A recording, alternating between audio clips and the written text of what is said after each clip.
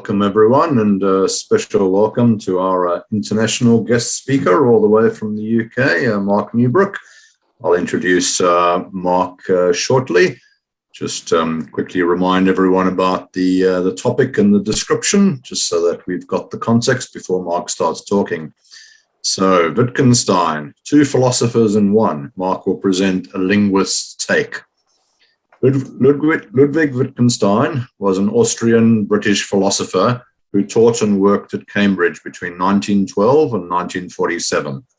He is regarded as one of the leading philosophers of the 20th century, noted for having adopted two very different philosophical stances in his time. Wittgenstein worked primarily in logic and the philosophy of language, with an especial focus on language and the world, and secondarily in the philosophy of mind, the philosophy of mathematics, and the philosophy of religion. Mark will present a linguist's take on Wittgenstein's career and consider questions about language, thought, and reality from Wittgenstein's two phases referred to as W1 and W2. The early Wittgenstein, W1, was concerned with the logical relationships between propositions and the world. The later Wittgenstein, W2, held that the meaning of words is best understood as their use within a given language game. Can we really grasp the nature of reality in some kind of objective way, as W1 claimed, or do our linguistic structures determine thought, including our view of the structures of reality, and thus we cannot grasp the nature of reality in an objective way, as W2 argued? We're thrilled to have Mark Newbrook with us tonight. Born in 1956, and he grew up on the Wirral near Liverpool. He took a BA Honours in Classics, including Ancient and Modern Philosophy and General and Historical Linguistics at Corpus Christi College, Oxford, then an MA and a PhD in Linguistics at Reading University. Mark's dissertation was in the field of quantitative dialectology and associated attitudinal matters. From 1982 to 2003, Mark was a lecturer and researcher in linguistics in Singapore, Hong Kong, Perth, and Melbourne.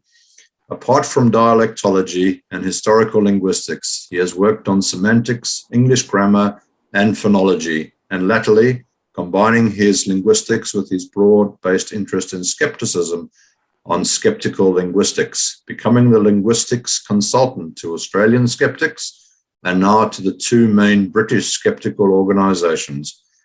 Among his many publications, Mark has authored Strange Linguistics, which is a book published in 2013, the first ever book-length critical survey work on fringe ideas about language. Mark currently lives in the English Lake District with his partner. Thank you so much for joining us, Mark. Over to you.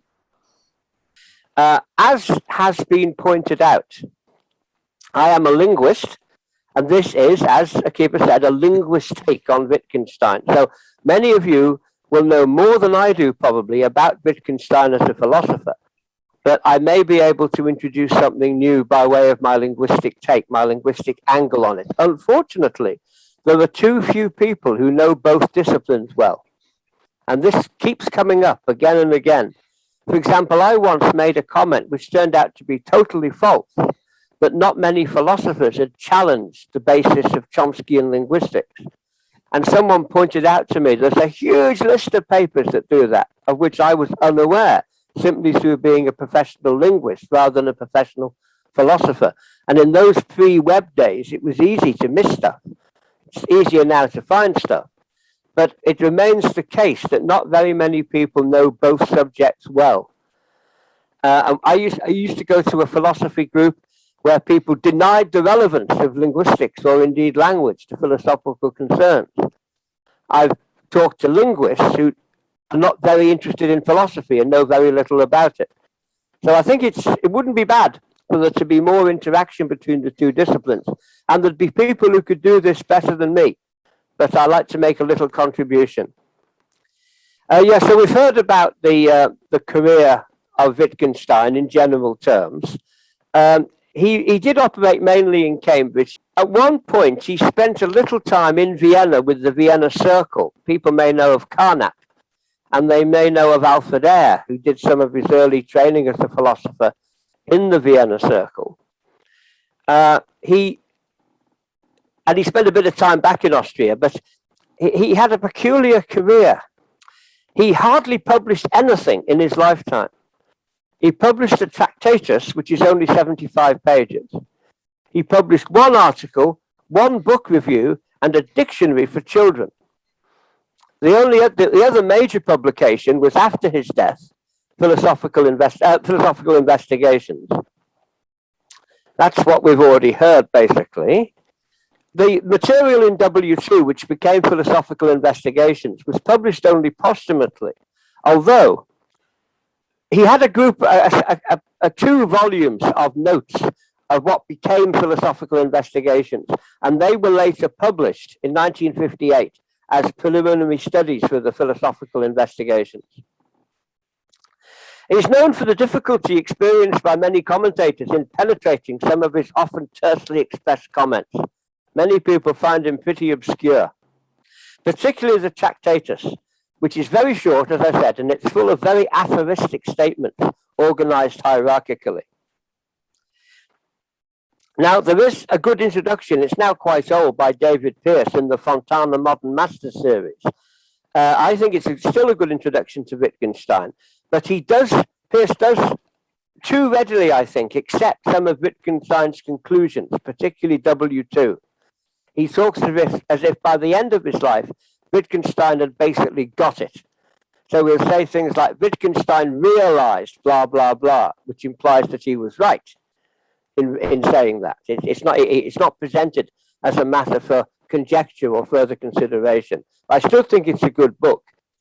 There's a good, largely non-philosophical account of Wittgenstein and his fascinating but blighted family in a book called The House of Wittgenstein, and I will pass on details of that to anyone who is interested. Some of his family committed suicide. Most of them had mental health problems one way or another. They were not a totally thriving family. And he himself was arguably very eccentric in certain ways. For example, he wouldn't let you miss a class.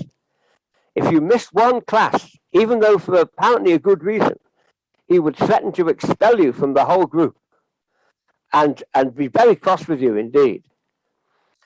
He studied mechanical engineering in Berlin, and then he moved on to Manchester, although it's not clear to me how he studied anything in Manchester, because apparently his English was pretty incoherent at that stage.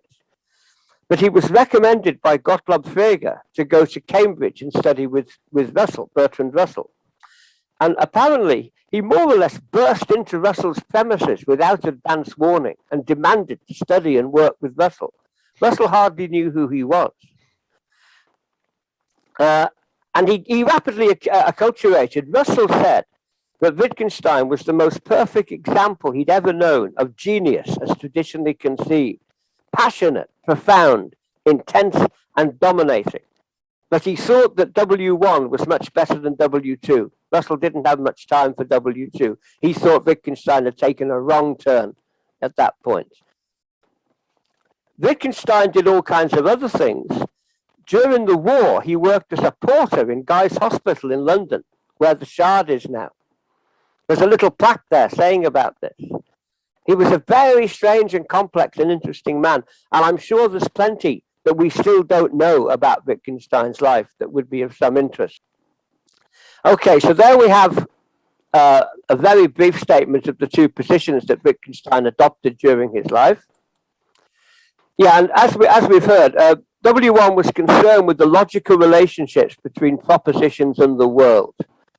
He thought that the world was expressed well through language, and that by attending to the logical relationships within language and between language and non-linguistic entities, you could come to a better perception of how the world actually worked. W1 and W2 did agree. There are common threads, that language has limits imposed by its structures, and that therefore so does thought. But W2 took the view that the meaning of words is best understood as their use within a given language game. I'll return to that. And therefore, you couldn't regard the meanings or the grammar of items in language as a reliable indication of the nature of the external world. It was a very different perception of the relationship between language and the world. You might, for example, play a different language game and thereby come to a very different formulation of what you were talking about. Now, these common threads that language has limits imposed by its structures, and therefore so does thought, and these relate to the ideas of the very prominent linguist Noam Chomsky.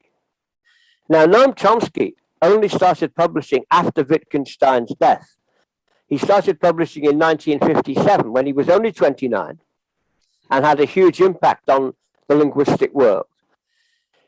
And the idea that there are limits to language and that we cannot really think certain things or say them in language because they don't fit with the limits imposed genetically by the nature of human language, fits in quite well with the idea of the later Wittgenstein, in particular, that your way of talking about the world can only be understood within certain language games, so-called. It doesn't have any general validity, and if you want to say something which is outside your language games, there's no game suitable. You're not able to say it, or not in a coherent way anyway.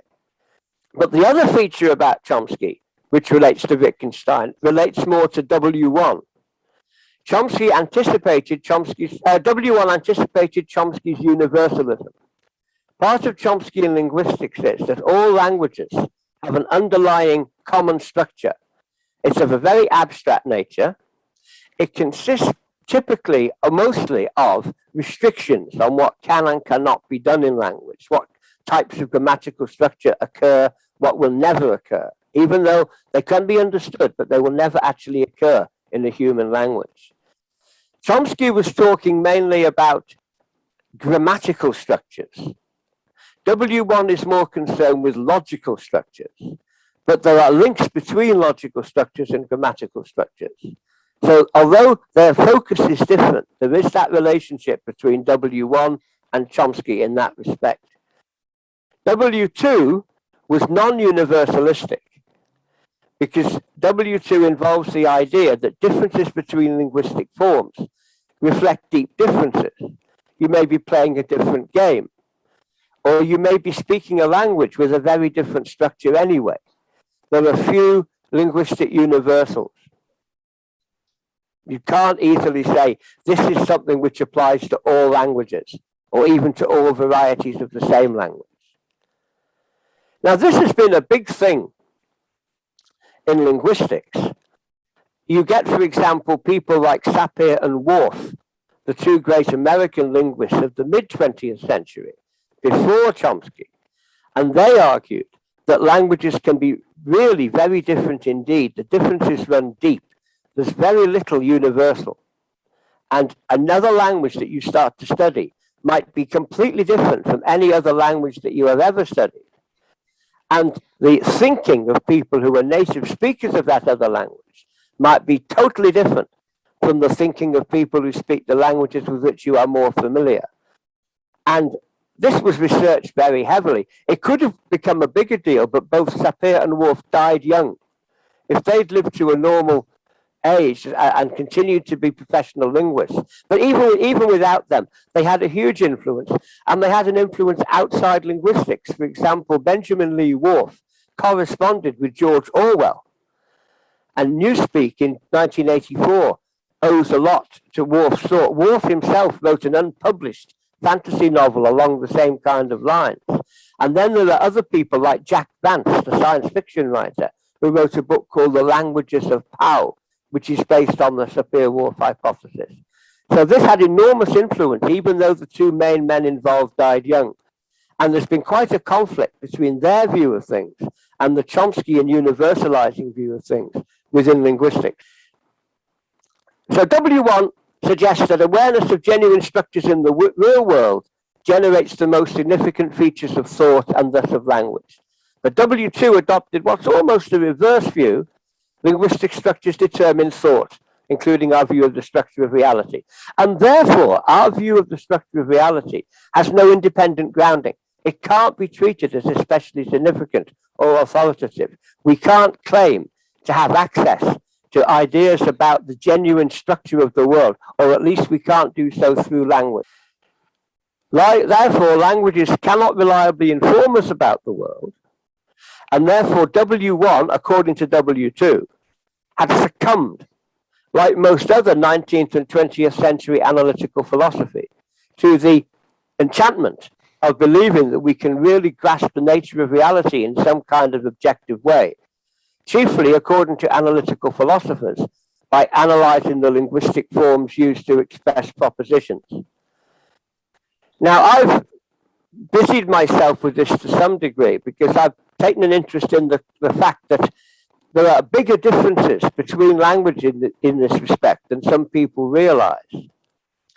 So, for example, you may take a particular structure in a language, for example, in English, and you may say, oh, that's philosophically interesting. It suggests that there is something that one could get from that about the metaphysical nature of the world. So I once came upon someone who was fascinated by the fact that a sentence in English, like, I don't think it's going to rain, normally means I think it's not going to rain. It doesn't mean I have no opinion about the matter. It means I actually think it's not going to rain. But the negative is attached to the word think, not to the word rain. And someone was in a really confused state once about that and trying to ascribe philosophical significance to that. But then I pointed out that in ancient Greek, that happens not with the verb think, but with the verb say. There's a famous sentence in Xenophon's book about marching back from Persia to Greece. Someone asks someone a question, and the next bit of Greek says, uk epa, he didn't say. But it doesn't mean he didn't say. It means he said that not. Do you know blah, blah, blah? Uk epa, he said he didn't know. But until you know Greek well enough, you're really confused by that, because it looks as if the negative is about him saying, not about him knowing, especially because the verb to know is ellipted and isn't actually there in the sentence. And in some languages, such as Chinese, this phenomenon doesn't happen at all. So the equivalent of I don't think it's going to rain would be I think it's not going to rain. And what I've been trying to argue for some time, and some philosophers don't like this at all, but what I've been trying to argue is that a lot of what might appear to be a philosophical issue really goes back to the structures of particular languages and the way they're used. And if you were starting from a different language, then you would not come to the same view, or you'd be less likely to. And even within linguistics, this can happen.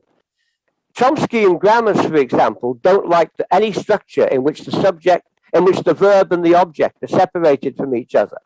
But that's normal in Welsh. If Chomsky had been Welsh, I don't think he would have ever thought of that idea. Because in Welsh, the verb comes at the beginning of the sentence, and then the subject, and then the object. So even within linguistics, this is an issue. But it's particularly an issue where you're trying to extrapolate from the structures of a particular language to information about the nature of the world. And this is the sort of thing that W2 did not like about W1. Even W1 held that some of the most important truths about the world can perhaps be shown. You can give someone an idea of what the truth is, but you can't actually express it concretely in language. So you come to that view by considering lots of cases, for example, but you can't state coherently in language the generality that unites them and constitutes an important truth about the world. And W2 held that in many cases, entities or notions which could be thought to be connected by one essential common feature are in fact not connected in that kind of coherent way. They are connected by a series of overlapping similarities or family resemblances where no one feature is common to all. It's like if you have a long piece of string which has been woven out of many individual threads of string, and it forms a coherent whole to a degree, but no one thread runs right through it. Some threads are at this end, some at that end, they overlap, but there's no one thread that runs right through it. There's no one thing that constitutes the whole thing in that coherent way.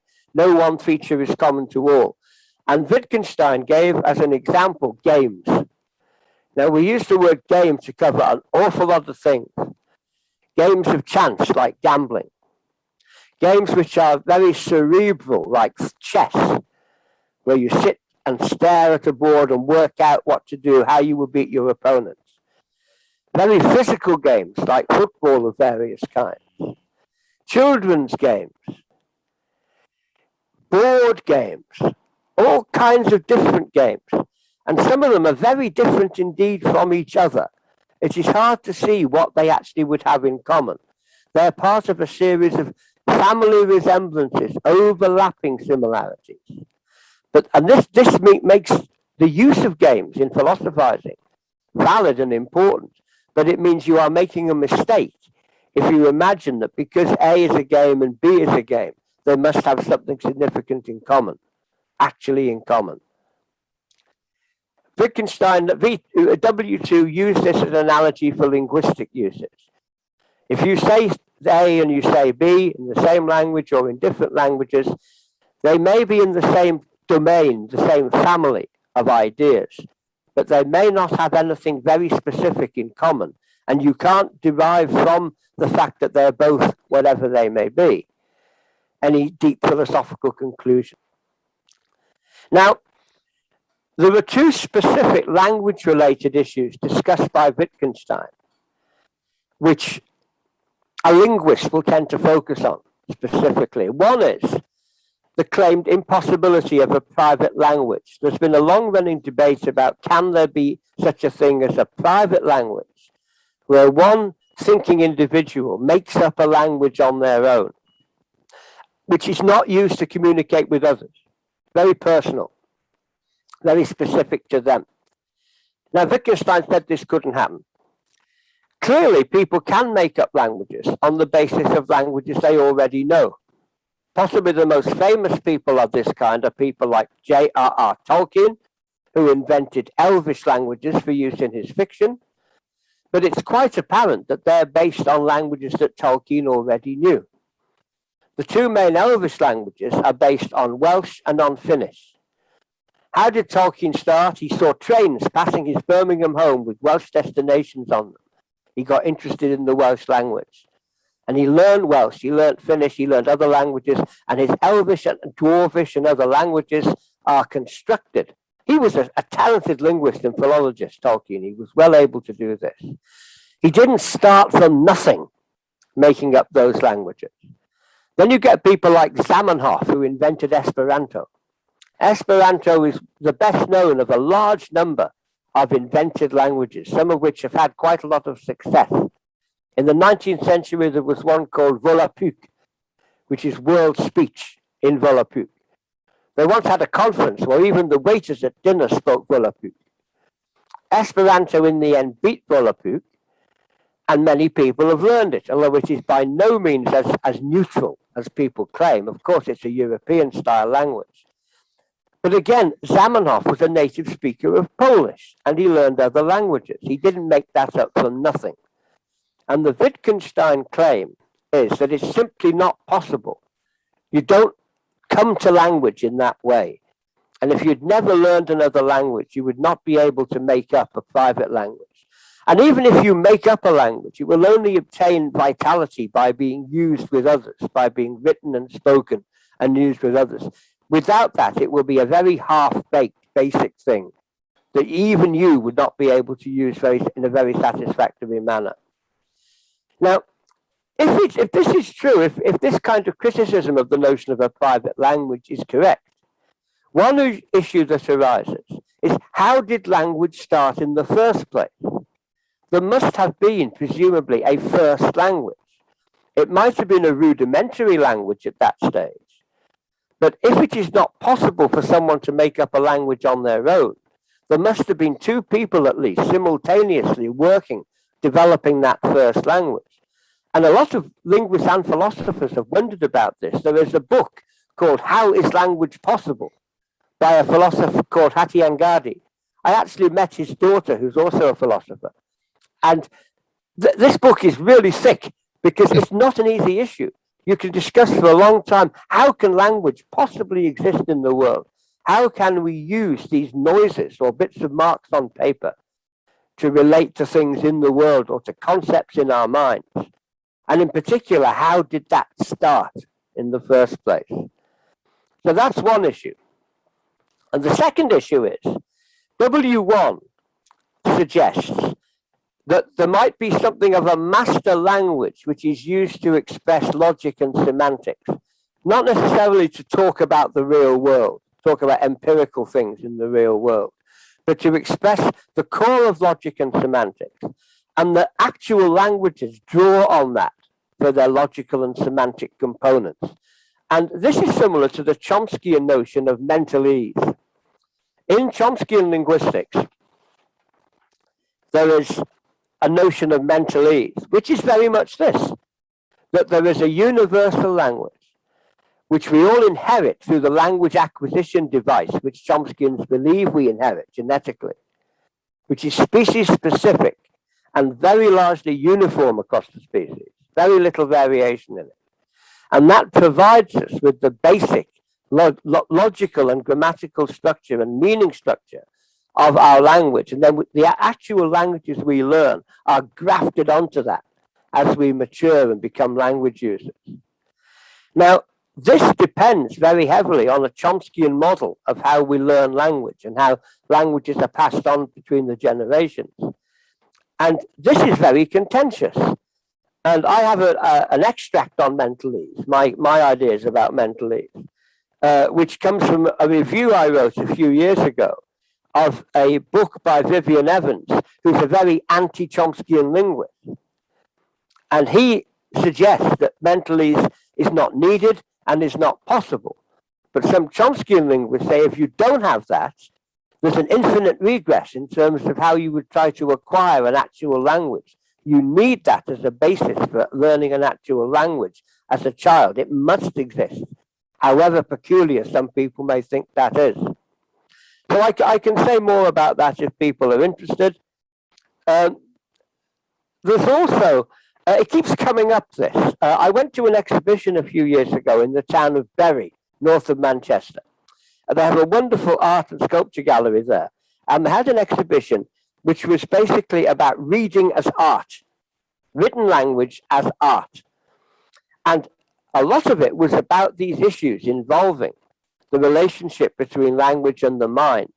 The catalogue on the first page quoted Gustave Flaubert, who said, "Language is like a cracked kettle on which we beat our tunes for bears to dance to, while all the time we long to move the stars to pity." And this is the idea that language is really deficient as a means of talking about the world. And of course it is in many ways lacking. It's far from perfect, but it also has strengths. And the catalogue went on to discuss all this in very postmodernist terms, referring to Jacques Derrida, Julia Kristeva, and other postmodernist thinkers about language. But the Wittgenstein thing kept coming up. The idea was the most important truths cannot be given in language. They can't be discussed in language or expressed in language. And in this particular case, the idea was it's art that will reveal to you those truths which language cannot. Well, people have different views about all this. I once attended a 3-hour lecture by Jacques Derrida, and I got pretty fed up with it. And after 3 hours, I went to someone else's talk. And that person was delighted. "You actually abandoned Derrida to come to my talk." This was at Monash in 1997.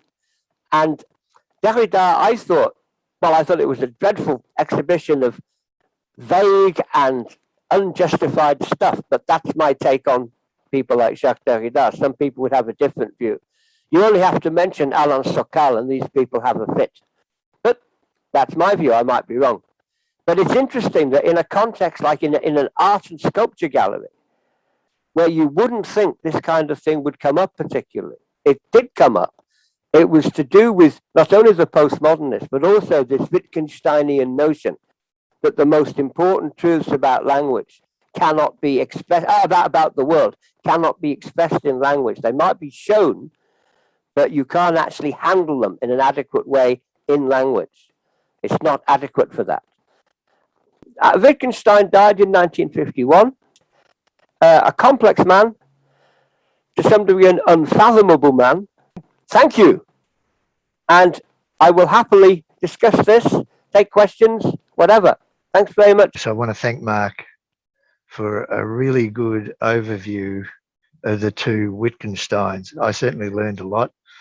Wittgenstein can be pretty opaque, but I think Mark's done a terrific job in untangling the two Wittgensteins. To access other videos and podcasts in this series, go to the Philosophy Resources section of the Rational Realm website at www.rationalrealm.com.